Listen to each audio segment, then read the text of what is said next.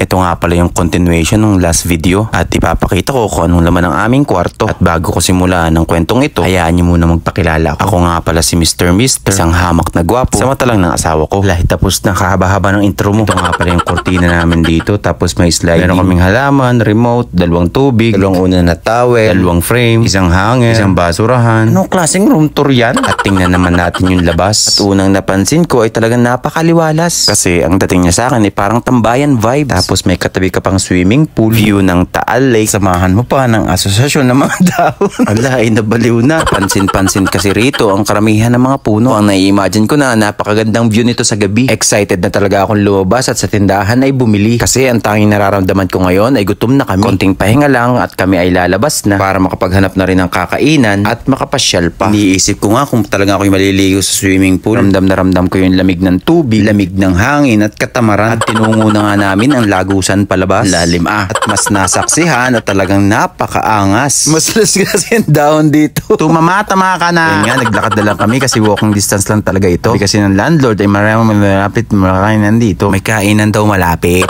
At hindi na nga nagtagal at sa ilang minuto ay narating na nga namin. Sa pansin ko ay talagang dinarayo ito kasi talagang sobrang liblib ng lugar nila. As in, duluhan yung daan, wala ka nang ibang pupuntahan pa. Dead end, pinahaba mo pa. Sobrang excited na talaga naming umorder. Kasi kung nakikita nyo, ang specialty nila dito ay burger. Hindi agad-agad kaming umorder. Sir, dalawang order ng burger. Naku sir, sold out. Yun, in short, hindi kami naka-order. At pinili ko na lang ang sisig at kay Miss ay chicken. At lumabas na nga muna kami habang naghihintay. At nakalagay sa kanilang signage, good food will prepared but it takes time. Parang iba yung nakalagay doon, iyo lang pinarime. Huwag ka na maingay, basta sabi matagal pero masarap. Grabe talaga yung makikita mo, parang frame. Parang hindi totoo, sa English ay fake. English mo lang eh. Solong-solo namin yung lugar, walang katao-tao. Pailan-ilan lang, yun lang mga residente ang narito. Napaka-province vibe talaga yung datingan. Pero parang napansin kong nagbabadya ang ulan. Kasi napakadilim talaga ng kaulapan. Buti na lang kami may nakikita akong kapugian. Saang banda yan? Napapaisip na lang talaga ako kung gaano pa katagal yung order ko. Talaga gutom na ako. Napaka-OA mo. At yun na nga, nagtagal pero dumating na ang order. Mukhang napakasarap, napaka-crispy ng chicken. Kagat ko, kala ko matatanggal ang ngipin. Honest review lang yan ha. Pero hindi na namin masyadong pinansin. Dahil gutom na gutom ay agad namin kinain. Ang pinakamahalaga ay nabusog na din. At agad-agad nga na bumalik na kami sa room. Tumambay sa labas at kinuha na ang maiinom. Coke, samahan mo pa ang chicharong baboy. Oh, sakit batok ka ihoy. Mali ihoy yun. Tamang tambay lang talaga sa ledgi. Chikahan, kwentuhan. May konting landian. Oy, mamaya pa yan. At dito mo nga mas ma-appreciate yung lugar. Salamat talaga sa taas sa mga biyayang binibigay na ma-experience namin ng mga ganitong bagay. Dito ko na nga tatapusin ang kwentong ito. Salamat ulit sa muling pagsama at magkita-kita sa susunod na kabanata. Paalam! Yoo!